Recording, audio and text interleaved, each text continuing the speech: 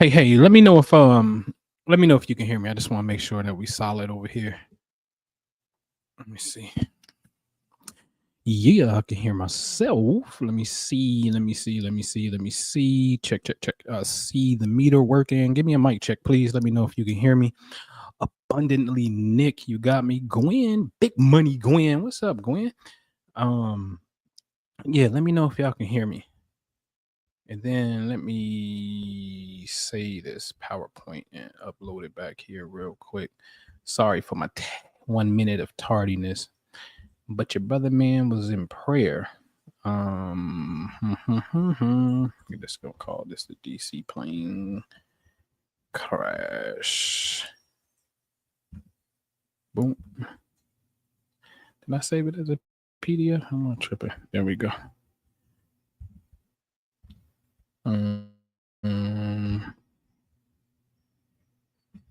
SOS Rio, what's happening?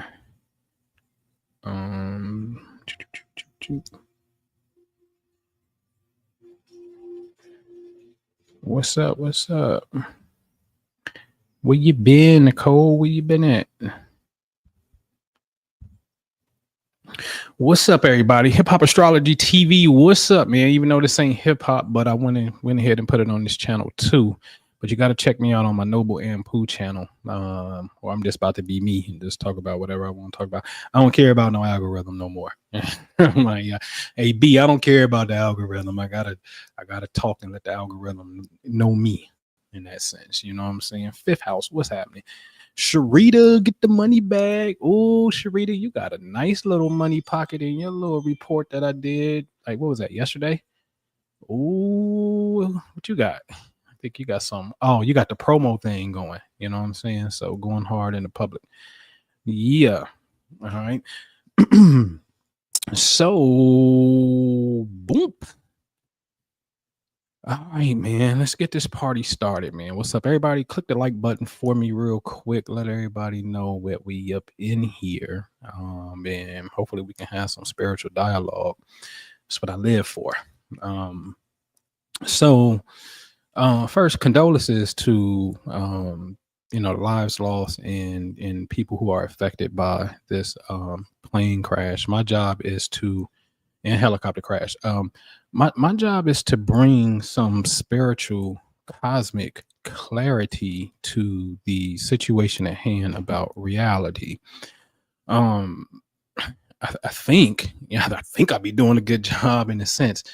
But I think today is really going to lay out a post I just made on Patreon last night and show you the cosmic dynamics, the cosmic mechanics of both consciousness and primarily events, you know what I'm saying, that takes place. All right.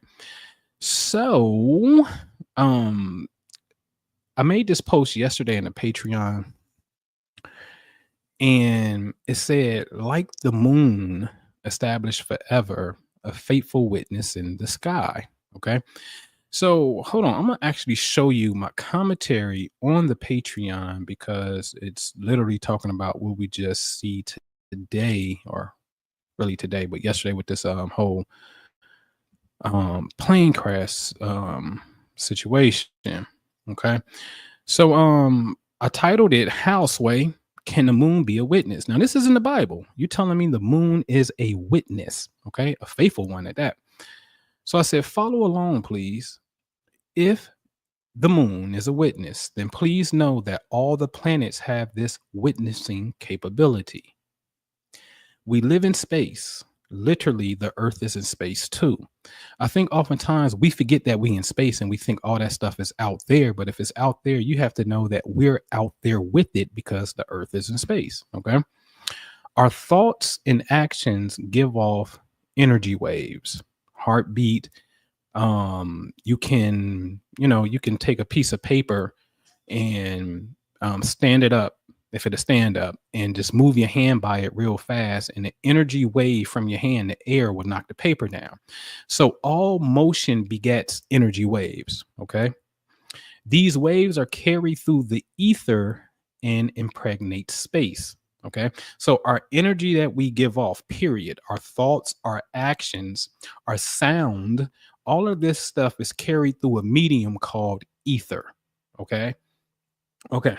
Now, um, the location of the planets during the time of our events are registered, aka witnessed by them, meaning witnessed by the planets, as the scripture says. The region of space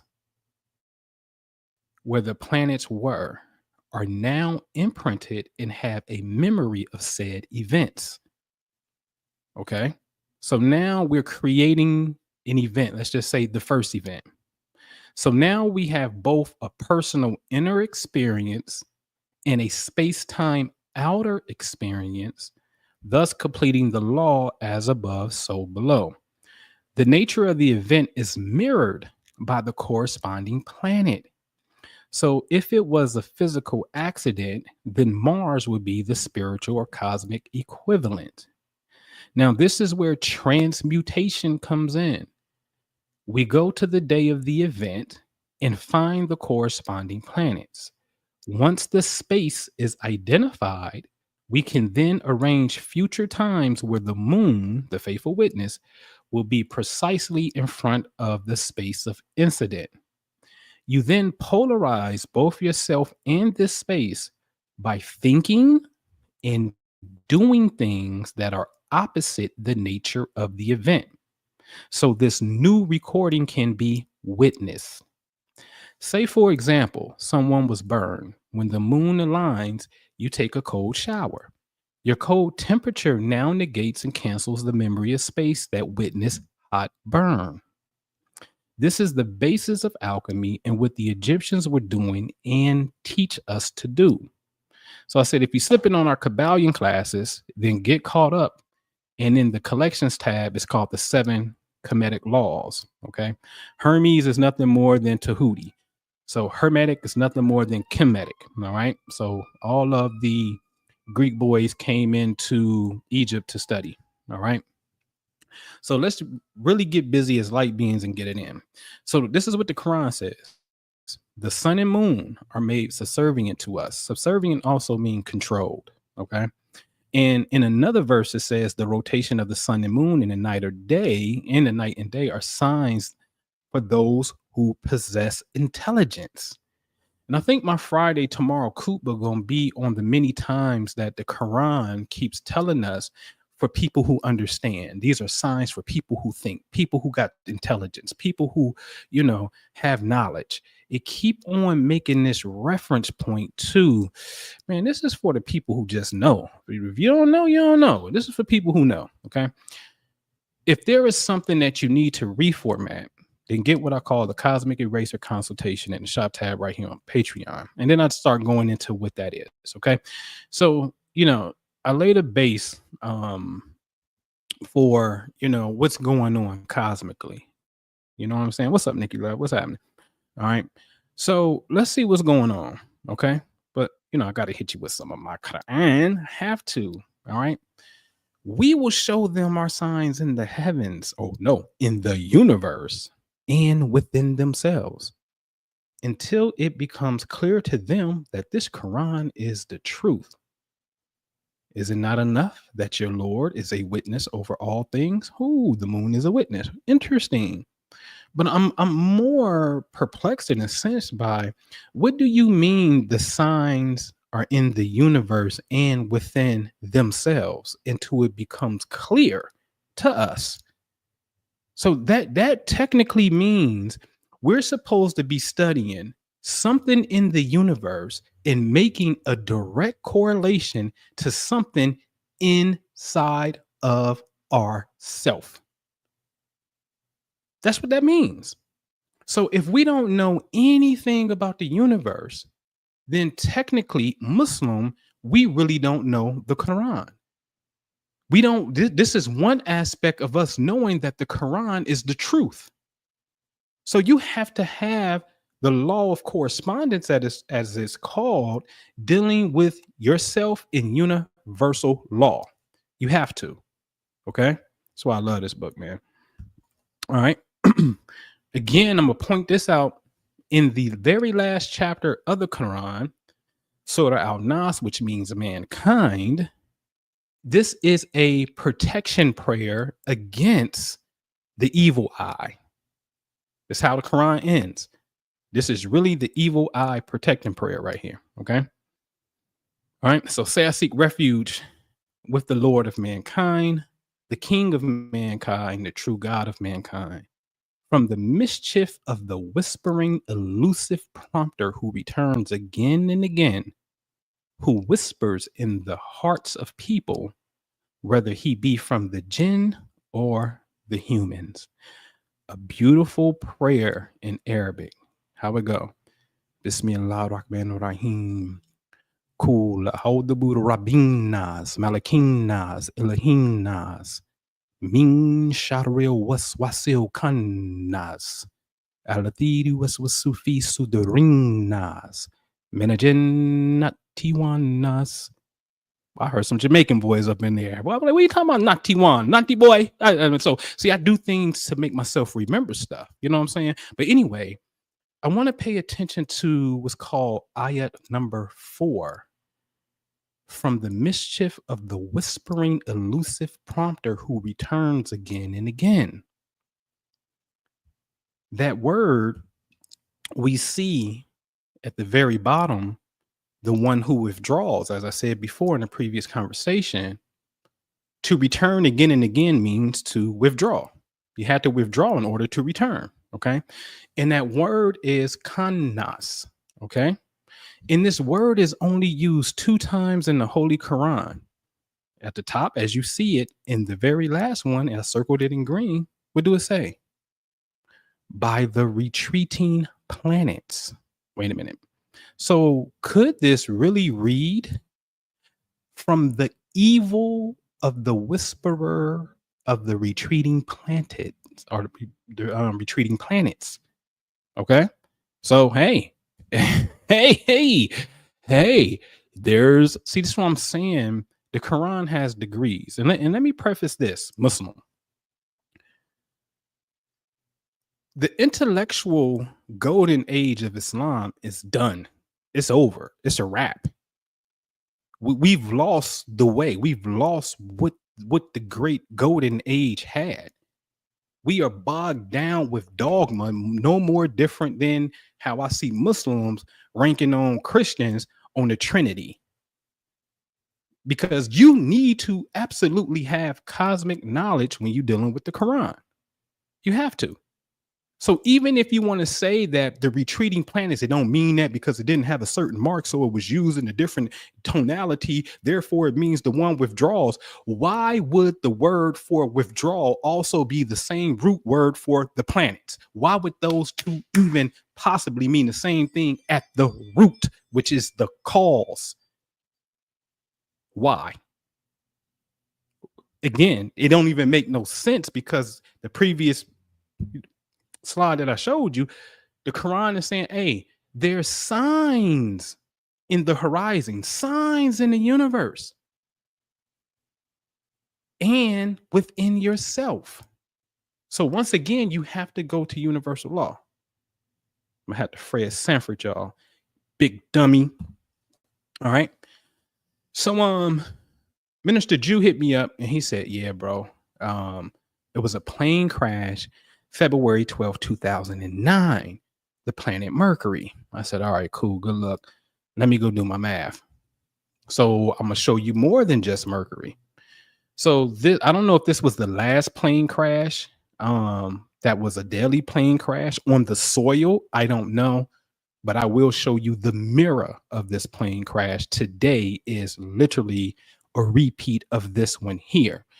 Interesting too, because February 12th is Lincoln's birthday, and my man Gucci and my man Rollo. So shout out to them.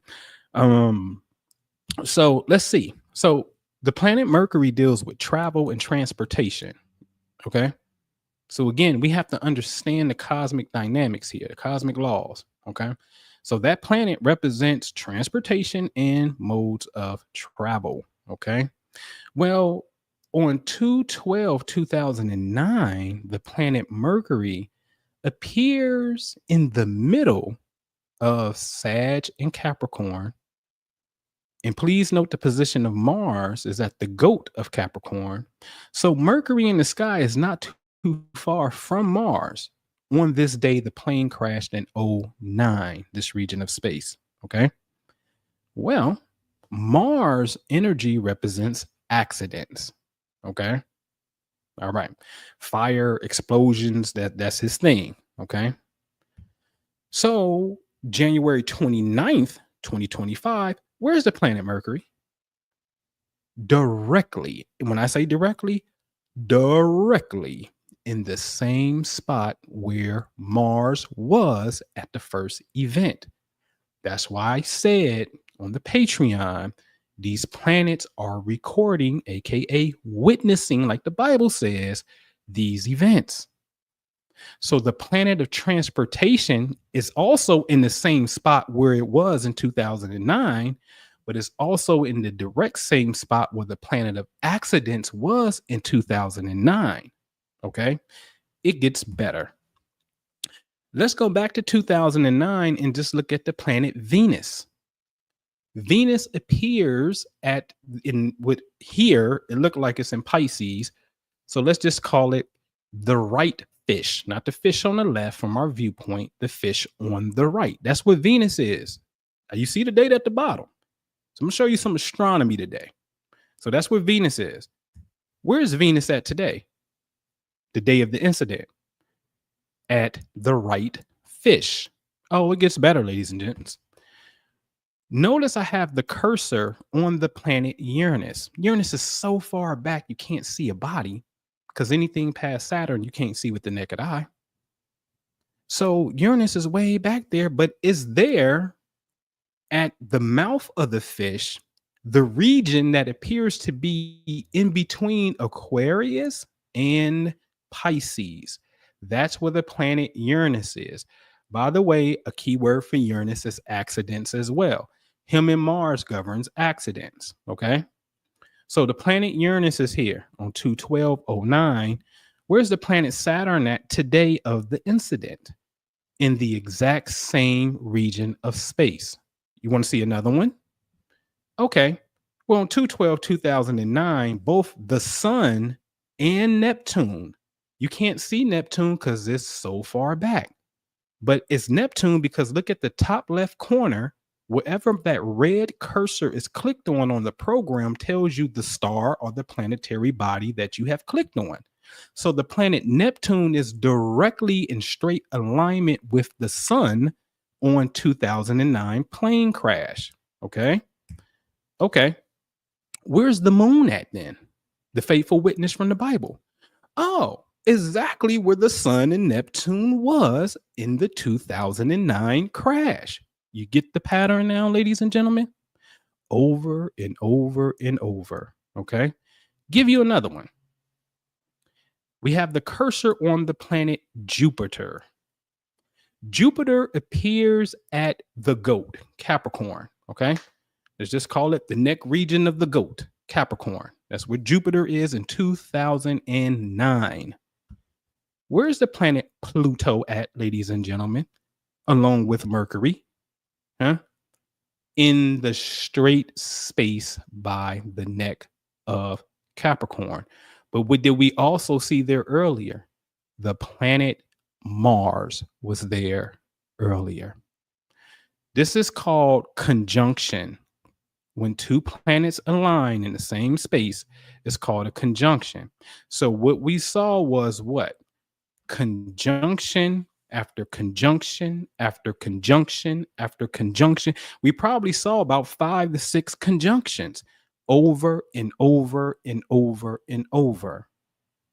So what's happening? Well, this is the real meaning of when the planets align.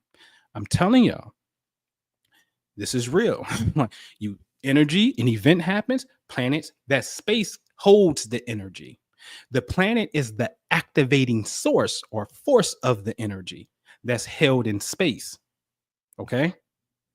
So space is very sensitive. So as I was about to make prayer, I was like, damn, you know what this really means?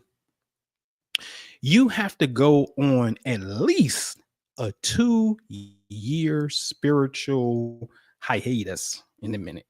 Now, you can take it how seclusion, or at least 2 years living in your temple, your house, your space, where for 2 years you are absolutely going to clean up your life. Okay. Meaning we're not going to have no boo boos, because it is obvious that events are trapped in space. That's obvious. Right. And now all it takes is what we call time, because every year something is there. But what happens is to get multiple players in the same spot, that can take a while. That may take 14 years. What's 2009 from 2025? You know what I'm saying? That can take whatever. It could take 16 years. You know what I'm saying? That can take a little minute. But time is nothing in the scheme of eternity. That's nothing. That's a man-made thing in the sense of, how we count it, but it's nothing. It will all align again and will misalign, and it will align again and misalign. That's just the nature of the circle when you understand what's taking place. But what I'm saying is, when you go on this 2-year cleanup and let it be for eternity, right? Because nobody want to have boo-boos, right? We don't want to have fights, quarrels, and all that kind of stuff. We don't want that. It's not what I don't think we wake up and desire that, right? But we got to clean up space, because the events are repeating themselves in our own personal lives. This is happening, right? So we become entangled with the past. So when they tell you quantumly, in the sense that, hey, man, the present, the past, and the future are all running simultaneously. Okay, I can see that.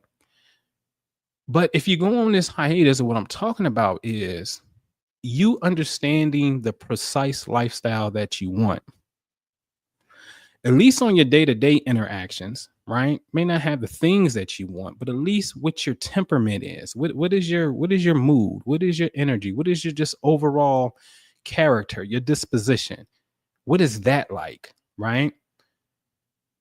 And the reason I say 2 years, because if you got a negative, it takes 1 year just to erase the negative.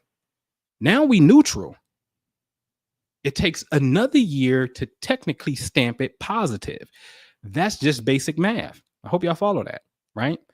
A negative, introduce a positive, comes to 0. We just neutral. I do it one more time. I'm one positive now. And then, since this is my new lifestyle and I'm aware, I keep building upon the positivity to the best of my ability. Okay. That's what that is. Okay. So it's just ironic, you know what I'm saying, that I say, hey, listen, man, we have to use the moon as the cosmic eraser. Now, if some of you are new and you didn't see one of my videos over here on the Noble and Pooh side, I had showed where in the Quran, let me see something real fast. Oh, I got that loaded back here. Let me see. Sure do.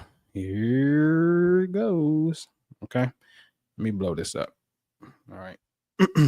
So I had showed in the Quran how we're going to use moon to erase karma. Okay. So I go through a series of scriptures to show one, this scripture right here is ether in the Quran. It's talking about by the heaven containing pathways. And when you understand the root word for pathway, it tells you it means weaving, knitting skillfully, binding things together. This is in the Quran, telling you that the heavens have a way of binding things together. You're not gonna get this from you ain't gonna get this from a Muslim, man. You not. I'm here to bring the old Islam back, man. The truth, man. Okay. So the heavens has some type of ability to bind things together. Okay. So I'm not making this up, man. All right. So in the Quran, it gives us these constant references of night and day, but they're going to not just give it to you as far as like what you see outside night and day. They're going to make reference to your state of mind. Okay. So here's a correspondence where, okay, yeah, the light we know affects a gland called the hypothalamus. It's my favorite gland in the brain. because it's the master chemical maker. It's not the pituitary they call the master gland. The pituitary gland gets its instructions from the hypothalamus. On the back of the pituitary gland, there's a little pouch that has stored chemicals from the hypothalamus. Just look up brain anatomy. This dude is the master maker, okay, of chemicals. All right. So anyway, light helps us regulate what we call serotonin and melatonin. Okay. All right. So we know about seasonal defection disorder. Boom, boom, boom, boom, boom, boom, boom, boom, boom, boom, boom. Nope. I'm gonna hit that. Now here's a reference where it says, "And those who have earned evil deeds, the payment for evil deed is equivalent, and humiliation will cover them. They will have from Allah no protector. It will be as if their faces are covered with pieces of the night so dark." So here they're saying, hey, your evil deed is synonymous with nighttime. Okay, that's what it's doing.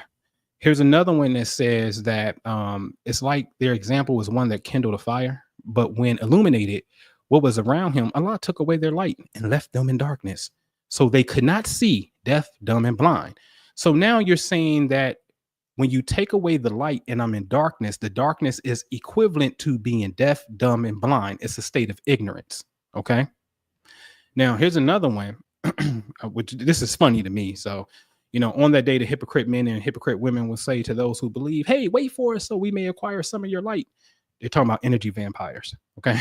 So, when we, again, as I said before, they're not talking about you walking around with a flashlight or you walking around with the sun on your head and they're asking you for your light.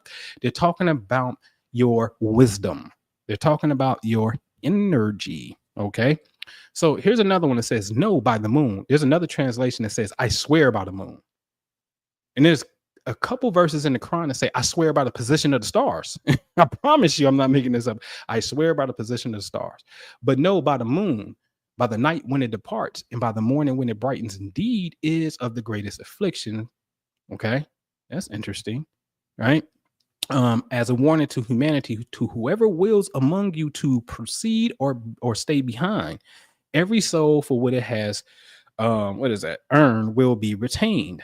Okay, so my point of this one is, wait a minute, what does the moon have to do with the progression of my soul, whether I'm going ahead or whether I am staying back? What does that have to do with anything? It's really showing you how to use the moon. Okay. All right, here's Al Shams. Shams literally means the sun. So chapter 91 in the Holy Quran is the sun. Sidebar astronomical note. Around this time in January 3rd, 4th to be precise, the Earth is closest to the sun, which is 91 million miles away. In July, we'd be at the furthest away from the sun, about 94 million miles away. So the Earth and the sun's relationship doesn't sit at an even distance. It's slightly lopsided. Okay, so it's interesting to me. An astronomical phenomenon known as the perihelion, January 3rd, 4th on average. We are closest to the Earth at 91 million miles, and 91 happens to be the precise chapter of the sun in the Quran. I keep telling y'all, the Quran is an astronomical book. This is why all of the stars, for the most part, have Arabic names. The stars don't have Greek names, the constellations, they're Arabic names. Because it was this part of history, this part of humanity at the time that was mapping out the heavens and really getting busy. That's why I'm saying bring the old Islam back, man, the golden age. Okay. So, anyway, by the sun in its brightness, in the moon when it follows, in the soul, in he who proportioned it and inspired it with discernment of its wickedness and its righteousness. So now we got sun and moon duality, but then we have righteousness and wickedness. He has succeeded who purifies it, and he has failed who instills it with the bullcrap or with corruption. So again, we have righteousness and we have corruption. What the heck does the sun and moon have to do with your soul? See, you already born a dual being because these are states within yourself. You can have an evil inclination and you can have a righteous inclination. And the things that you do right? Gets recorded in the soul, yes. And then, okay, it just holds a memory. And over time, that can become character traits in your personality, in a sense, right? Absolutely. But what does that have to do with the sun and the moon? It must have something to do with it, okay? Because it's there, okay? So in this one, very interesting, because at the top, this is a group of people who's asking about judgment. So it says, let me blow this up real quick. Still, people want to deny what is yet to come, asking mockingly, when is the day of judgment?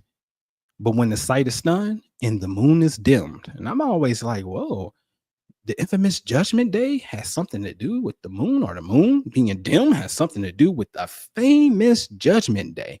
Why you keep on giving me the sun and the moon is related to this stuff? Now the moon here is specifically dealing with judgment. Very interesting. Very interesting. Can you have a judgment without a witness? Usually you need a witness. Didn't the Bible say the moon is a faithful witness? Come on, man. Come on. Now, sidebar. The moon, as you can see, the triliteral root is Kaf Meme Ra, right? Kamar occurs 27 times in the Quran. And I said, well, wait a minute. I know astronomy. That's a sidereal month, 27 days. You see how the Quran deal with you, right? So I'll back up. But the concept of time also equals 360. When you break down the word for time in Arabic and you put its numerical value, like A equal 1, B equal 2, C equal 3, 7 is G. You're right. It's called gematria. When you break down the Arabic letters and add them up, time equals 360. And our time concept on Earth is 360 degrees. Everything is going in a circle. So now you can give me time, that's 360. You can give me moon mentioned 27 times, which now we see 27 days is a sidereal month with the moon. And then when you mention sun in chapter 91, that's when we're closest to the sun. Stop playing with the Quran. Quran will mop people astronomically. Okay. So here's the kicker right here in Surah 17, verse 12. And we have made the night and day two signs, and we erased the sign of the night. And I said, whoa, what do you mean you erased the sign of the night? What do you mean two signs? Here's the key, ladies and gents. When they say the sun and the moon are like two signs, it's not talking about, oh, the night is one and the day is the second. Mm-mm. Previously, I just showed you how they kept saying the sun and moon and light and darkness dealt with states of consciousness. So the two things, the two signs that this verse is really talking about is the astronomical signs of night and darkness is one thing, and your state of consciousness is the second thing. Not just the sun and moon, 1, 2. You get what I'm saying? See, this is why I'm saying sometimes you have to slow down in the study. Slow down in the study. Just like they say, well, Adam was given the command to name the angels and name creation. Yeah, he was just the boss. He just named it. Whoa, that's a heavy statement. Because to give something a name start to denote its attribute, which means you have to have a knowledge of what that is. So you just can't brush over that like, yeah, he had the power to name. No, naming means you know the function of the thing. That means you are a programmer at that particular point, because now this thing, let's just say it doesn't have no function because it has no name. So now for you to know that you're going to give it a name means you gave it function. So we can't gloss over this study sometimes so fast. You see what I'm saying? All right. So now the second part of this verse, and I'm going to point to is, why are you only erasing the night? Why didn't you erase the day? Because the night was the one that was synonymous with the dark state of ignorance, the dark state of corruption, right? That's why you are erasing the night. You understand? So the ruler of the night is the moon, but you flat out tell us, and we erase the night. So again, we're going to use the moon astronomically Now we know the science of it. We use that as our pinpoint measuring system to start to do the reverse action. You can call it repentance, you can call it positive energy, whatever it is, that's what you want to do. Okay. All right. So what else I had on this slide right here? So I had went and I was like, so wait a minute, bro. You already know about the cosmic eraser, right? What is the word erase? Now, at this point, I did this last week ago on my other channel, the Noble and Pooh channel, and shared it with my Patreon. But I'll share because I'm on Hip Hop Astrology TV as well. So it's been a while since I've been over here, but I'm gonna share this revelation with you. So as I was putting together a presentation called "The Moon Erases Our Karma," I didn't know, and TK here, he'll tell you, I've been telling my group of people this for years. The moon is a space-time accelerator. This is what you use to erase karma. I've been saying this for years. I didn't know it was in the Quran because I'm just now picking up my Quran. And you know how some stuff you will read and then you just don't remember it. You know what I'm saying? But when you read it later in life, you go back to it, you be like, whoa, wait a minute. That was right there the whole time, right? So I didn't know it was there in the Quran. So then common sense said, hey, go look at the word erase since they said that. And when I did that, and when I'm about to show you what I saw, I could have came to tears.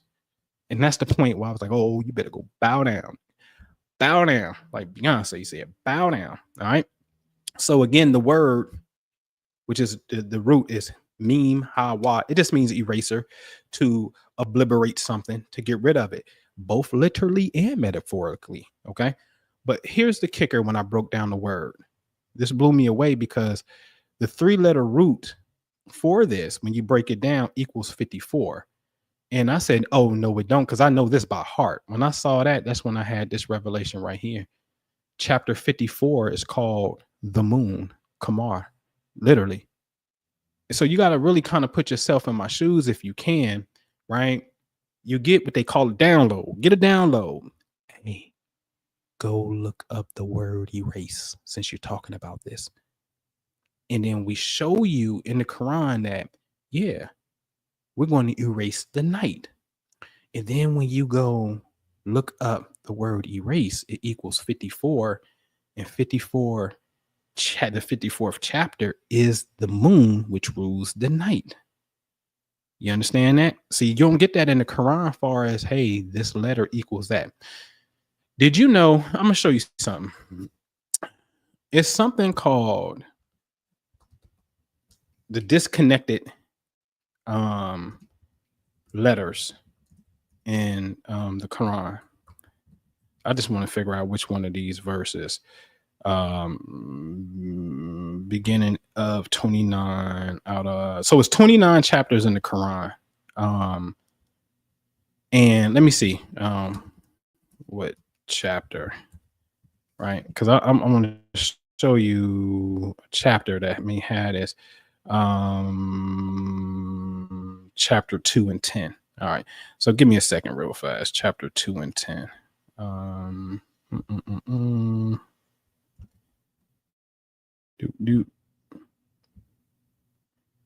Let me go to 10 Eunice. All right, this is perfect. Let me share my screen with y'all real quick. Show you how the Quran be. The Quran plays with our intelligence in a very beautiful way to get us to become wise. But dig it. So look at this right here. Aleph, Lam, Ra, which is just ALR. These are the verses of the book, rich in wisdom. Another translation says ALR.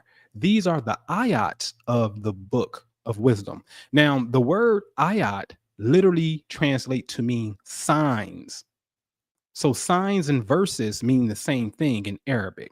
Okay. So these say that the ayats are the verses, but it also means signs. Now, please tell me, ladies and gentlemen, how the heck can 3 letters be wisdom? And you know what? I promise you, I'm not lying. All throughout the culture of Islam, there is no definitive understanding and consensus of what these disconnected letters mean? Nobody really knows.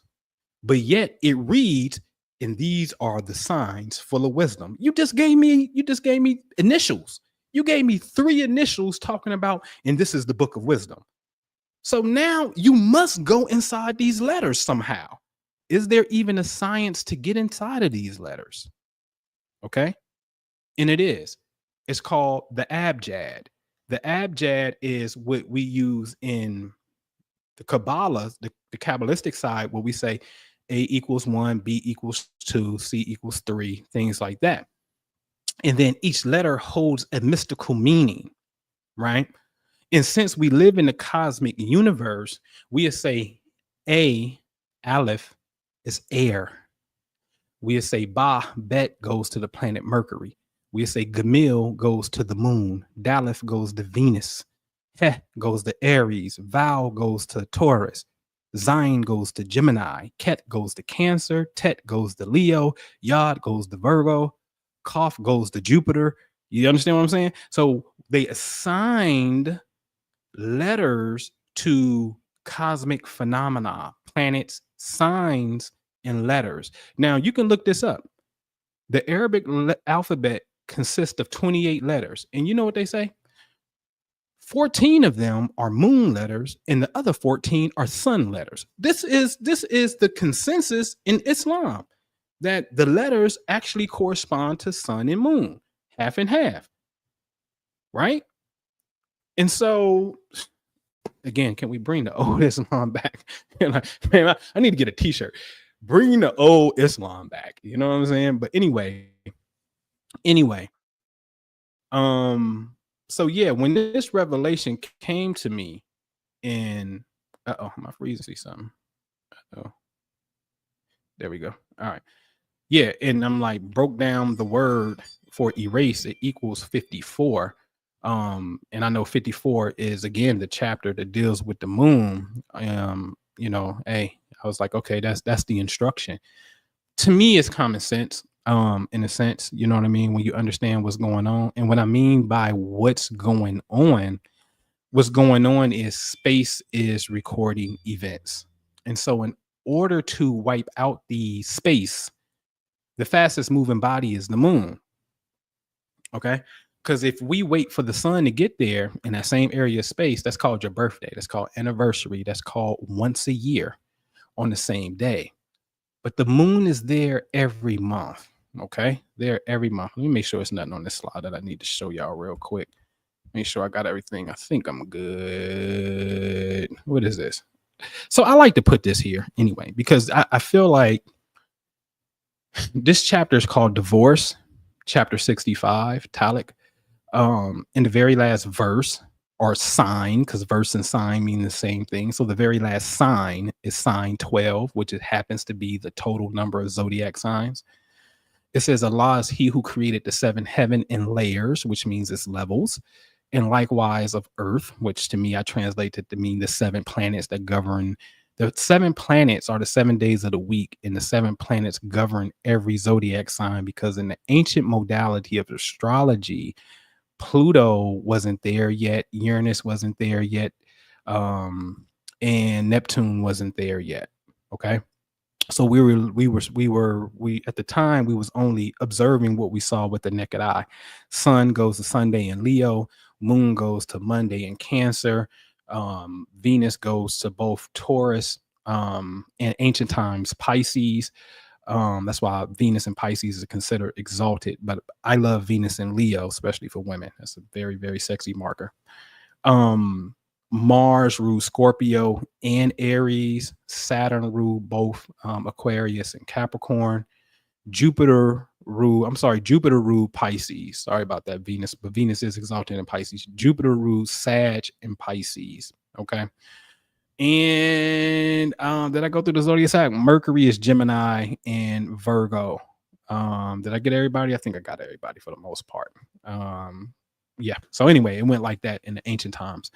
But my point here is it says the divine command descends between them.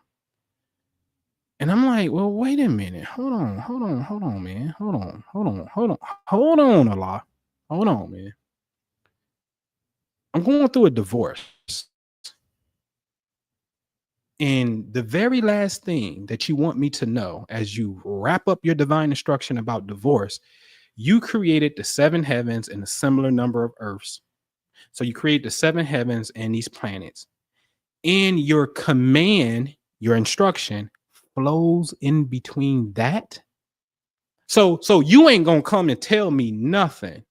You telling me that your command to a degree flows through that. Not that you can't come tell me, not that you won't. I don't know, but you're giving me the instruction that the commands flows through the heaven.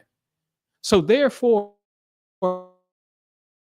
if divorce is upon me understanding your commands flow through the heaven, then what should marriage be predicated upon? Understanding the heavens. Hence, when we go to India, they already know this. I don't know. We arrange your marriage, son, based off your birth chart. They don't play when it comes to that. That is their custom. Is that spooky? No. What we just saw, that is very real. Very real. Okay. We are the walking cosmos. Hence, it's the term called microcosm. And certain energies repel, bend, and crash, and certain energies become more conducive. Now, to play with them, you can go play in a what's perceived to be a unharmonious or disharmonious relationship. Mars opposite Mars, Mars square Mars. You can go play in that. It's gonna be a little. See, it's gonna be some tension, and it's gonna be some good tension because what we don't know and consider is look at a battery post. A battery post has a positive and a negative terminal. Electricity is the force likened to God, and God is the light of the world. Both in Quran and Bible says this. I don't care which pole I show up on, homie. I'm the light, and I will show up on one of these poles. Okay. So the point is, negative energy has magnetism, and we are attracted to people based off physicality and senses. And I just say, damn, she fine, she look good, but I don't know this science. And Mars rules sexuality and passion, and it's for everybody, of course, but it denotes the masculine side. So for a woman, it's like what she likes in a man, and in the man, it's his natural, let's for lack of a better word, primal urge. Okay. Now we don't know that we got Mars opposite Mars or Mars square Mars. All we know is you pass the eye test that you look good. You look, can I say that? You look fuckable, at least, bare minimum, because Mars wants to have sex. So you look fuckable, okay? All right, so I got to talk this way for a minute. All right, so all I know is that, okay? So that invisible energy called electromagnetism, which I showed in Hebrew, that's Yahweh on one level. What do you mean that's Yahweh, brother? Well, when you go inside the letters and you look at the word atom, atom equals ADM, 1, D is 4, and meme is 40. So that's 45.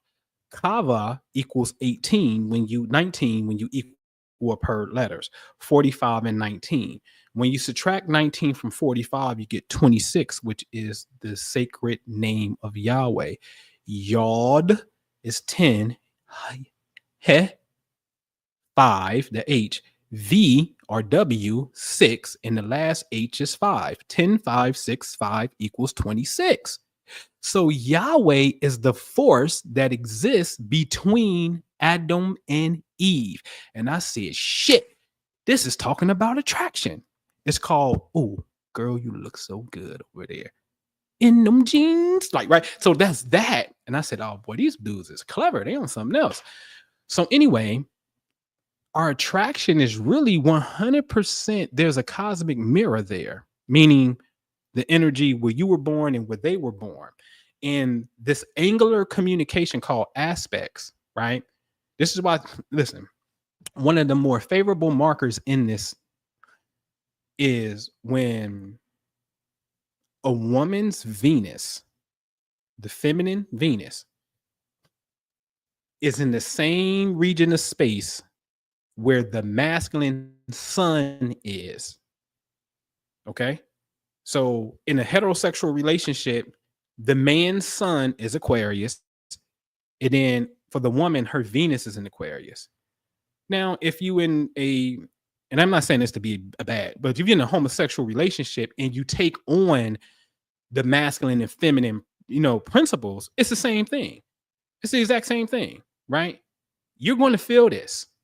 You're going to feel, and you would feel it the other way around. Meaning, if she is a Gemini, her son's in Gemini, and I was born with Venus in Gemini, it's going to be the same thing. It's going to be an attraction there, guaranteed, guaranteed 100%.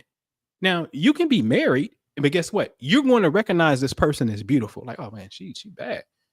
I ain't saying you got to act on it. I'm just saying there's going to be acknowledgement of, they can be on TV. You never see this person in life, and you'll be like, oh wow, I love me some Bruno Mars, right? That's going to be your thing. You see, and I guarantee you, it's going to be something that's there that's going to mirror what you physically feel, guaranteed. But to my point, when the energies are in a non-congruent place with one another, especially the square, we still feel male, female, sun, Venus, Mars, moon. We still feel this play. And we kind of, for lack of a better word, fooled by our physical senses, not knowing that negative energy, the square, has magnetism like the battery. So we're actually being pulled in by the negative energy. So when you take a couple, for example, a couple who has more negative energies, I taught y'all how to do this in the astro class. If you're in the Patreon and you really want to learn this, it's recorded. You can go to the astro class and learn what I'm telling you, right? I showed y'all how to break down a chart and quantify if it's a positive relationship, more positive energy, or is it a negative relationship? And if it's a negative relationship, meaning you got more squares and oppositions than you do conjunctions and trines, right? Then that technically means, what's pulling you, bro? What's pulling you, sis? You know what's pulling you? What's pulling you is the negative pull, because negative energy on the battery pole has magnetism too. Okay, we both electromagnetic. So negative energy has that. Now, you're not going to know this until you find out and you live with the person or go through the period of dating and relationships. This mug get on your nerve. You don't like them like that. If I would have known this, I wouldn't have did that, right? So you that's when you would figure it out. But by that time, guess what? You didn't already created boo-boos in the heaven. And then heaven is sitting here just storing it. I can only take what you give me. So this is what you give me. This is what I store. And then when the planet come back around in this spot, it's kind of like a reverberation. The waves come back and then we replay an event all over again. Okay. All right. So we got to clean this up. We got to use this science for our own personal advancement, as the Quran gave us instructions to, and create a beautiful, beautiful life, man. Create a beautiful life. Let me see what's going on here. I just want to make sure I ain't overlooking nothing. Yeah, I can X out of that. All right. Now I can, but I think by now, right? I think y'all trust me when I told y'all time literally equals 360. I don't think I got to show you guys. Yeah, because I don't know what slide it's on. It's back there somewhere. But anyway, but yeah, man, get with me, man, on the Patreon. I do have something. And I don't think, listen, man, if you know, you know. If you know me, you know. Like, there's a period of time I went ghost, and I was like, hey, I'm working on something. I don't really feel like consulting with people per se. Right. Cause see, even with that, man, I remember one time, we did a trip. It was me, red pill, blue pill. We did a trip, and I had after an event, I gave a reading to a couple. Do you know, as soon as that reading was over, I damn near passed out. I'm sensitive to energy, right? Like I literally had to go to sleep. You know what I'm saying? So, along with me journeying in life and just wanting to, I had to figure out another area of my life. I always call it real estate. That's what it was and is. You know, um, it came a time where I wanted to really just cut off, like, spiritually engaging with people, because you become drained. And that can happen. You know what I'm saying? You can become drained. And so I still do not do general consultations. Like, I probably would never have a button in life again where anybody can just come and book me. But I feel like this right here is so serious, and I know it is. I know it's so serious. This aspect, if we just gonna call it karma, the karma eraser, the cosmic eraser, that I will offer this, and it's on the Patreon. You don't have to be a member of the Patreon to get it. You can just go to the Patreon as you see right here on the screen. You can go to the shop tab and you can get it. But here's the criteria. You must know, as the consult says, you have to know the incident, the date of the incident. Because all I'm gonna do is I'm gonna take your birthday, compare it to the incident. We're going to find, like I showed y'all here, we're going to find the cosmic common denominator, which then gives us the principle to negate in work. Okay. And so then gonna line you up for 120 days with the moon and 20 days with the sun. Now, depending on what time of year it is, those 20 days with the sun may not be within the timeline of 120 days with the moon. Just totally depends what time of year it is. You have to understand the rotations of the heavens. And so 120, just so we're clear, 120 is something in astrology called a trine. It forms, three of them makes 360 degrees, but 120 look just like this. It looked like a triangle. So it's not a circle 360, it's a triangle 360, known geometrically as an equilateral triangle. All sides are even, 120, 120, 120. Well, that's 4 signs away. 4 signs away from Aquarius, if I go this way, is Gemini. Hey, Gemini, what up, homie? You an air sign. I can rock with you. So me and you can talk. We used to talk damn near 10 times a day. Seriously, for real. 10 different times a day we can talk, right? So that's a 120. My other 120 is Libra. Libra be faking the funk. Y'all really a water sign that's low-key playing like an air sign. Oh, emotional, touchy. But anyway, love y'all. But that's my other trine. And the same is true for all the signs I just named. Gemini has the same too. You have Aquarius and you have Libra. So we all share each other. So it's called an air trine. We share the same element. An element represents a state of psychology and how you think and how you move. Okay. And the earths are, hey, Capricorn, Taurus, Virgo. Those are the earth trines. The air signs I just named, the water signs are Cancer, Scorpio, Pisces, and fire is Sag, Leo, and Aries. Okay. So now this means what? Same element conducive. See, when you play on a 90-day schedule, which I don't like, see, the government got a problem. It don't really understand celestial law. The concept of the philosopher king is dead. It doesn't have a concept of spirituality. Although you swear in on the Bible, but you don't understand the inner essence of Bible and Quran. When you play angel, that's called a square, which is 3 signs away. That's a problem. Because from, let's pick on Virgo. No, my favorite square. My favorite square is Gemini and Pisces. Oh, you got 4 individuals, 2 fish going in opposite direction in the twins and Gemini, Cain and Abel. Y'all got 4 individuals going on inside the psyche, right? Gemini is an air sign. Pisces is a water sign. What can you do with air and water? You know what that reminds me of? A toilet.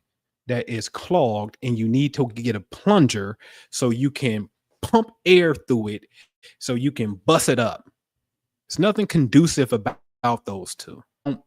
They don't blend. Okay? They don't blend. Disclaimer, I'm not saying that you can't be in a relationship because you can have other energies. I pick on Gemini and Pisces. They don't blend. But what if the Pisces person was born with a whole bunch of energy over in Gemini? Guess what? They're going to have more that negative that they have from just being Pisces to Gemini. So now you have to know the chart in totality. So I want to be clear with that. This ain't that newspaper horoscope stuff. When you see that, that's just a general rule of thumb, but you got to learn how to get into the details. Okay. All right. So when you put things on a 90-day, that technically presents a period of hardship of being challenged from what happened 90 days ago. So you overcoming the challenge at that time is a little bit more, it's a little bit more of a challenge. If you put it on a 120, things are at an ease point from that time. So I'm putting you on a 120. This is the real 120. By 5%ers, they got the 120. You know the 120? Man, listen. This is the real 120. Okay. So I'm putting you on the 120. Okay. Because truth be told, when y'all see a birth chart, right? Do I got one up? Let me see. Nah, I exited out because I didn't need it. But I'll pull one up for y'all real quick. Hold on. Because these are what my man E40 said. These are in Revelations. Okay. The rules and regulations of the game. Boop. And all right. So let me share my screen. Come here.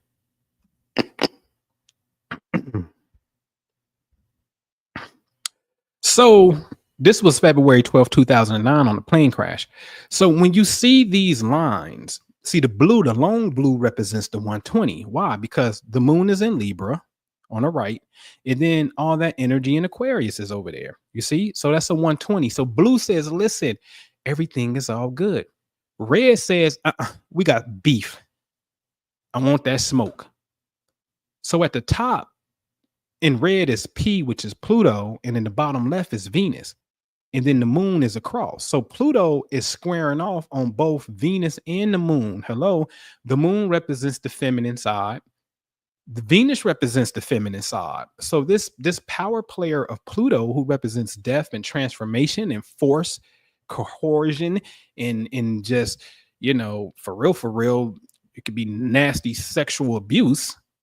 If this was a woman's chart, I would tell you to be careful with men. And if your parents came to me when you was a baby, fresh out the womb, I'm obligated to tell her, you need to watch who you let babysit this child, because Pluto absolutely represents sexual energy and abuse.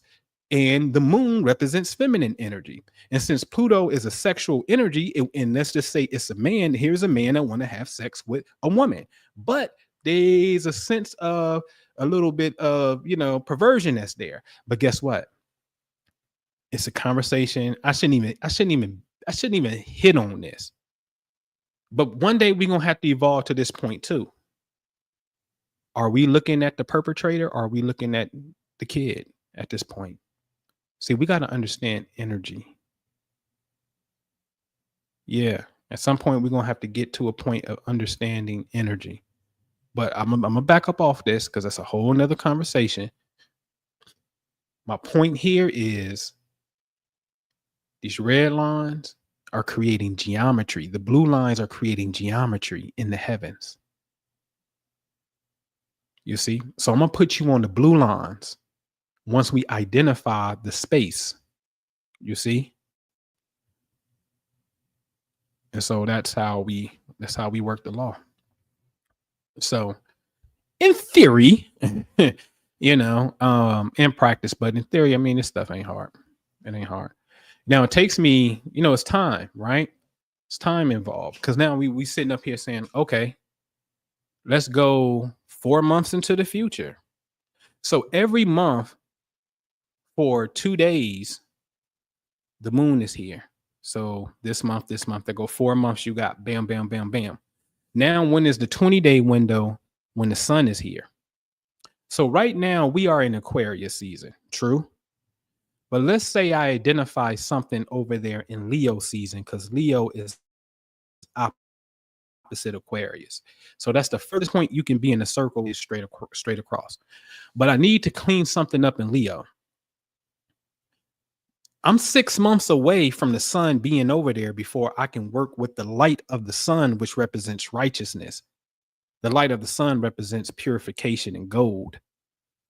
The light of the sun is like everything that dealt with the positive side. I'm 6 months away from that. I don't like, what can I do right now? Oh, when the moon is in Leo.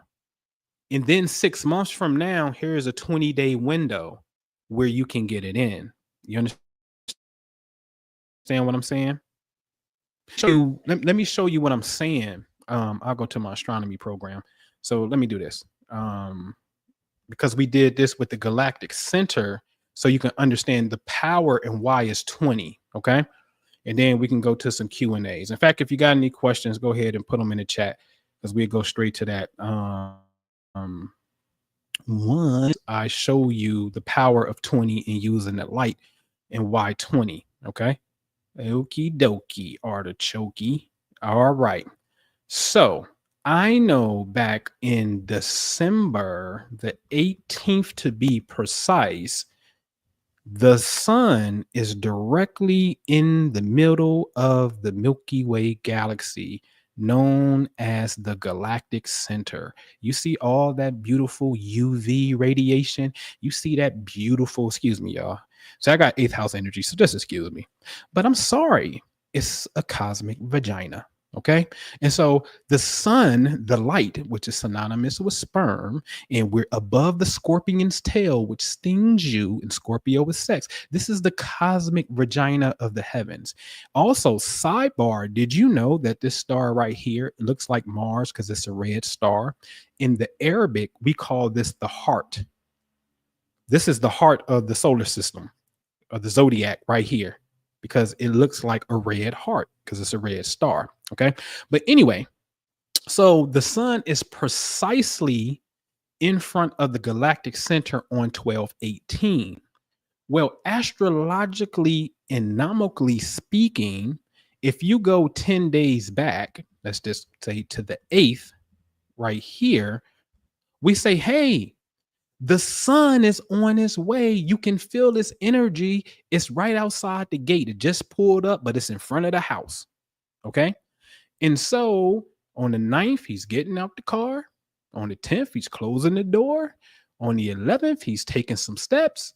On the 14th, 15th, whatever, he opened up the gate, walking up to the house. And on the 18th, he did knocked on your door on the 18th. So when things are 10 degrees away, we call it a conjunction. The energy is very close still. Okay. So then we got the precise alignment. Bam, right here, 18th. So the same is true. Okay, baby, let me give you that goodbye kiss. There go that kiss. Now he's walking off the porch, walking in the yard, opening up the gate, going towards his car, get in the car, and on the 28th, which is the last day, he puts the car in drive because on the 29th, technically, he's out of this 10-degree zone. That's why we use 20 days with the sun. Okay. All right. This is how it works, ladies and gents. Okay. So now again, but if we go 6 months after this or prior to this in June, we got to wait 6 months. Yes, we have to wait 6 months. So why do that when, in June, we go find the sun, where the sun at? All right. Let's go find the sun. We way over here, man. We trying to get to the Scorpio thing, but that's way on the other side. So technically, when the sun sets, we should start to see the other side. in the east. You see that? Saying Taurus. See it? Scorpio coming up in the east. Boy, that boy know his little astronomy, don't he? Get that boy a round of applause for breaking that astronomy down. Huh? So that's right. That's coming up on the east. So now that's going to be 6 months before that happens. And we can see it in real time. That's fine. Only thing we have to do is, let's just say we on the 29th. We just move the months up. Keep the time the same. Now you're going to see, let's back it up a little bit. Now you see we done moved into this whole Leo thing. A month later, there go Virgo. A month later, right? We're coming to the end of Virgo now. Let's back up the time a little bit so we can just get more sunlight. Okay. So we start to progress. So we don't have 6 months to wait, because only if, let's just say, for example, we go find the moon. Okay. All right. So the moon appears to be in Virgo. Yes. So if my calculation is correct, I'm going to guess and say about on 11/27, the moon to be here. So on this date right now, it's October 29th. So the moon doesn't pop up every 29th of the month. She'll pop up the next month, 2 to 3 days prior to the precise number. So if it's the 29th this month, I'm going to bet it's probably around the 26th, 27th of next month. 26, 27, right? And let's back up the time so we can see. Ooh, what that boy tell you? Get that boy a round of applause, huh? Stop playing. See, I know this. So when you know it, you can't ignore it. You have to live by it. Okay. And so now we don't have to wait till the sun is there 6 months later, because she's going to be there. Okay. So I bet I'll say in December, it's probably going to be there around the 25th, 24th, somewhere in that pocket, possibly the 23rd. We lose a couple days from month to month. So when we go to December, right, back up the time, they go to 23rd, they go to 24th. Like I said, she back right up in that pocket. You see what I'm saying? And this is why the moon doesn't conform to our standard calendar. So it's hard to try to really fix that in, because you're going to always have, you're just not going to have it even Steven. It's not going to happen. Okay. It's not going to happen. All righty. Okay. All right. So let me get up out of here. Boop. And bam, there we go. All right. So anyway, I'll drop that link in the chat for y'all. Let me go get it real fast, just so you can navigate it. But you know, I'm really passionate about helping you. You know, if you can identify it, you know what I'm saying. None of us should be hindered. You know what I'm saying, especially hindered by reoccurring events unbeknownst to us. You know what I'm saying? So this has to become what we call a level of realization, which is different from just hearing stuff, right? It's a level of realization. And you know, that's boop, there it is in the chat. That becomes annoying. Okay. All right. So what you got for me in the chat? Now let me put on my old man glasses here. Let me see. Libra L Bay. I was beating up on Libra. What up? What up, Tanisha? What's happening? Tyra, what's happening? Oh, One Flow, you must be late to the party. Bring the old Islam. The old Islam is the intellectual Islam, the golden age of Islam, the Moorish Islam. When in not just Moorish Spain, you got to understand Baghdad was popping. I'm kind of salty with bombs over Baghdad. Not the song, but like literally dropping bombs on Baghdad, making me, was you over there trying to steal some ancient artifacts we need to know about or something? Hold on, man. Like that region there it got some old history over there, you know?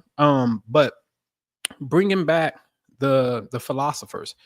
See, we got to remember this. Excuse me. The Arabs didn't have a written system, right? So They took sciences from the Greek and translated it. Eventually, when they get to that point, they would translate it into the Arabic.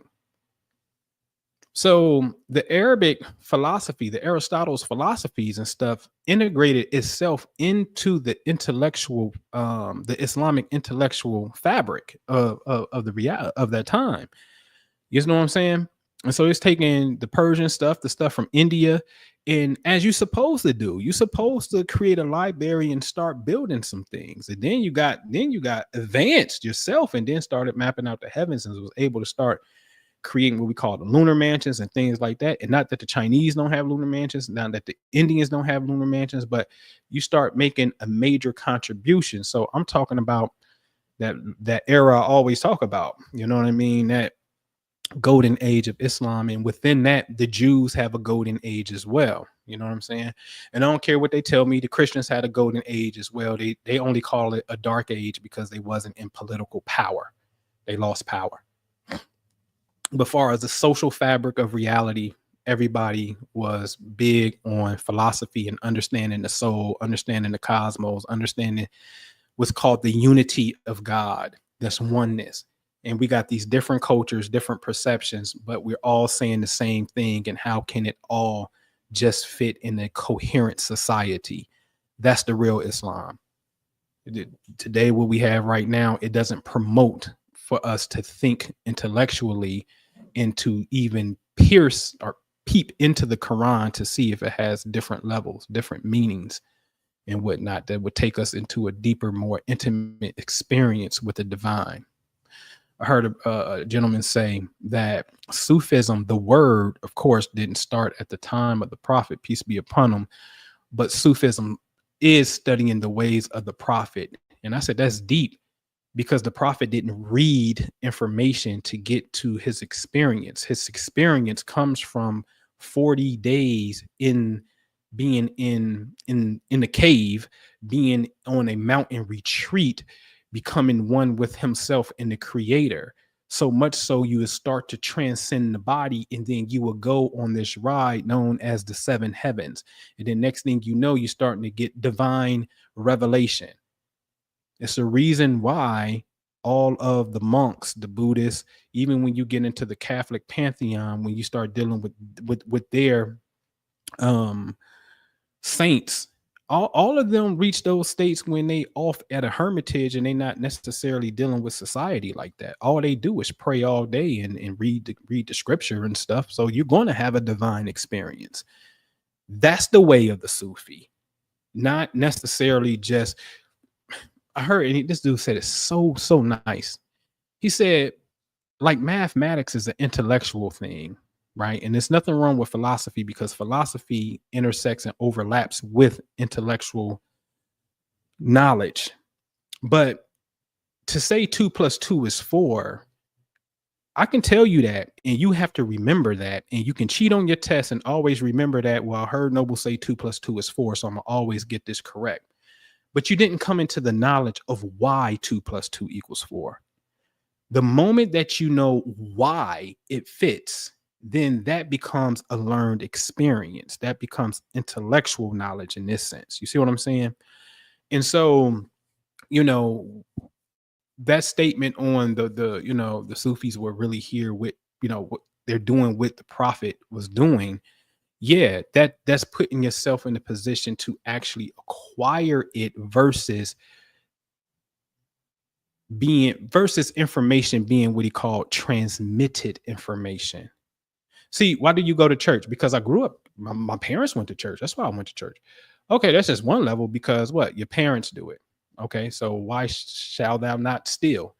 Because it's just not a good thing to do. Oh, okay. But what if you steal, and as we saw in the Quran, for those who do an evil deed, an equal evil deed is coming back to you. So now I heard that, but if you do that or witness that and seen it, like I can burn a piece of paper with fire. That don't mean, just because I didn't burn myself don't mean I don't know that you get burnt touching it. I can test other things on that to see what will happen if I do that. But my point is, I got it from my own observation of experience. versus somebody tell me don't touch fire. Because if you don't tell me why I shouldn't touch fire, I might touch fire. You see what I'm saying? So the old Islam is the intellectual Islam. You know what I'm saying? All day. All right. Any other question? What's that abundantly, Nick? What don't feel peaceful anymore? Which place? Which place don't feel peaceful anymore?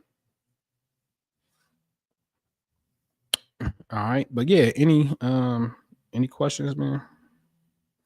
That clear? You know what? If we make it a lifestyle, peace.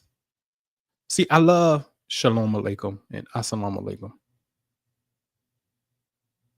because I know that the letters denote functionality.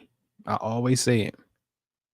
It's made up of shalom, salam is made up of 3 letters. Shin is fire.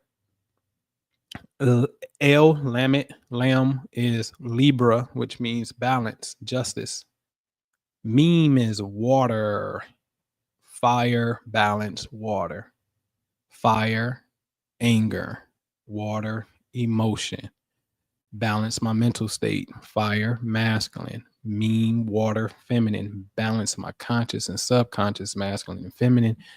Balance my physical being as man and woman. And, I just know that, okay, this really represents a state of balance and constantly being aware of the mindset. Because if you understand another person's mindset, the energy that they are, then you know that, if you give fire air, it can expand it. But if you give it too much air, it'll blow out. But you really don't want to expand it. You know what I'm saying? So then you say, okay, well, let me go water, let me go earth. Better yet, let me do nothing, which is the law of neutralization. That's y'all homework this week over in the Kemetic laws, the Kabbalion. Is practicing the law of neutralization when you do nothing. Right? Got me? Right? All right. Right. Yeah, Venus is about to turn. Mars on February 23rd goes back direct. Heads up. Got a lot of signs that's going to be affected, but especially the fixed ones. If you have anything in late Cancer, you have anything at its opposite, late Capricorn. If you have anything at the square points, Libra, Aries, late degrees, code red, February 23rd, really now because it's already there, but February 23rd, early March. When Mars goes back in Leo, code red, Leo, if you felt anything, you're coming back. Here go part 2. If you blew up on somebody, XYZ has some experiences that you don't necessarily like. Now is your time to get a rematch with Mars. Doing the work. Polarity, right? Hold on 1 second. Let me let them know. Okay. The opposite point, Aquarius. You ready? Yeah, I'm ready. You got me on something. So I'm ready. I know we coming on the opposition. The square points, Taurus and Scorpio. You are on code red. Y'all ready for the timeline? Let me go look in the future. When does Mars 2025? Y'all want to see how you do this too, real quick? Yeah, let me just take y'all to school today. All right. Show you how you do this real fast. You go to a place called an ephemeris. I go to chaldea.com. I click on the year in question is 2025. I know in February, Mars is red over here, but February the 23rd, he turns back direct and he goes black. So he's at 17 degrees. Okay. And so that means in March, he goes all the way down to 23 degrees in March. So my cardinal signs that I named first, the Cancer, the Capricorn, the Libra, the Aries. All right. You actually got to deal with this dude all the way until April the 19th. So the fixed signs, Aquarius, Taurus, Leo, Scorpio, we have until April 19th. April 19th, he's there. He's back in Leo. Okay. So now we get activated. April the 19th. Usually he's there for about 60 days. So let's go somewhere in June. Bam, what I tell you, June the 17th or 18th, it's the 18th, he goes to 0 Virgo. So from mid-April to mid-June, if you got anything in the fixed signs, you got a 2-month cold red window. This is what I give my astro clients every month on a report, just scouting the future ahead of time. I got to do my last quote of the day, right? Get the last few people they report because I'm looking at February for them, mapping it out.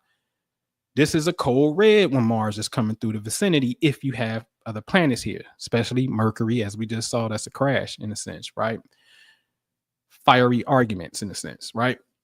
So we on the cold red. So I ain't going to leave my mutable people out because I did the cardinal, I did the mute, I did the fix. So mutable people, when Mars goes into Virgo on the 18th, mutable 3, 6, 9, 12, Gemini, Virgo, Sag, Pisces, it's your turn. It will start June the 18th. Okay. We got about a 2-month window. So from June, that should put us somewhere in August. And it's going to be August the 7th. It goes into Libra. At that point, it starts all over again for the cardinal people. Then you will have it for 2 months, and then the fixed sign to have it for 2 months. So you got a little bit of an outline to get us up to the summer when it's dealing with Mars. Okay, say I didn't hook you up.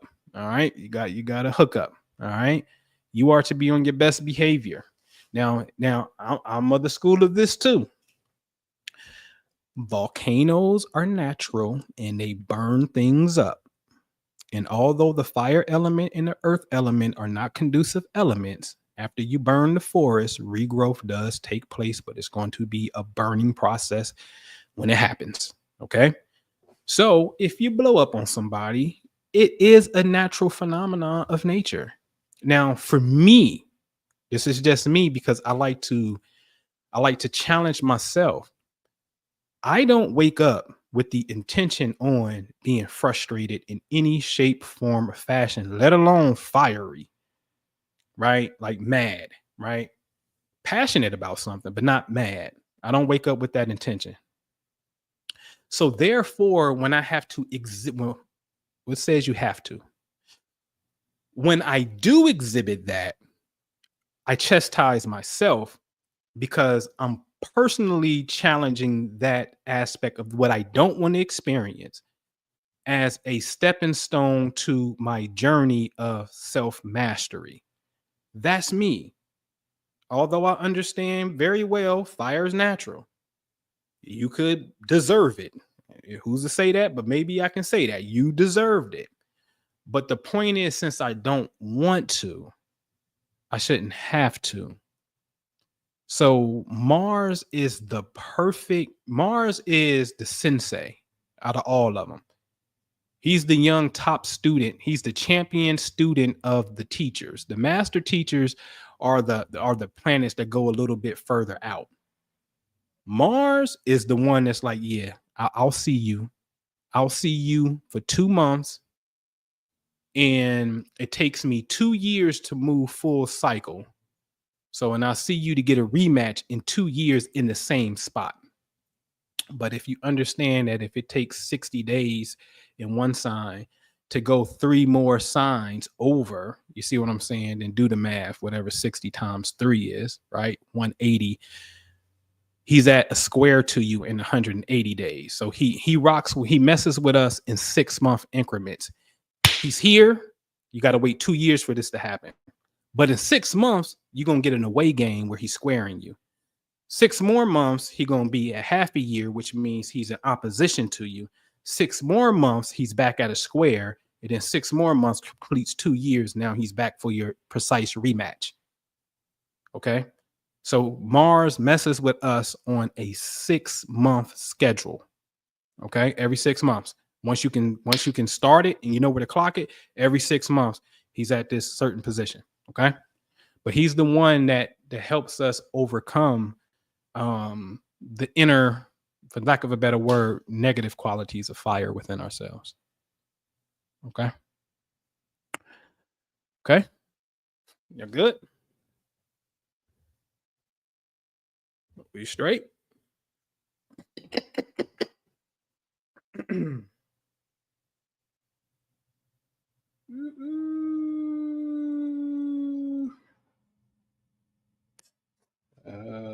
He is scrubbing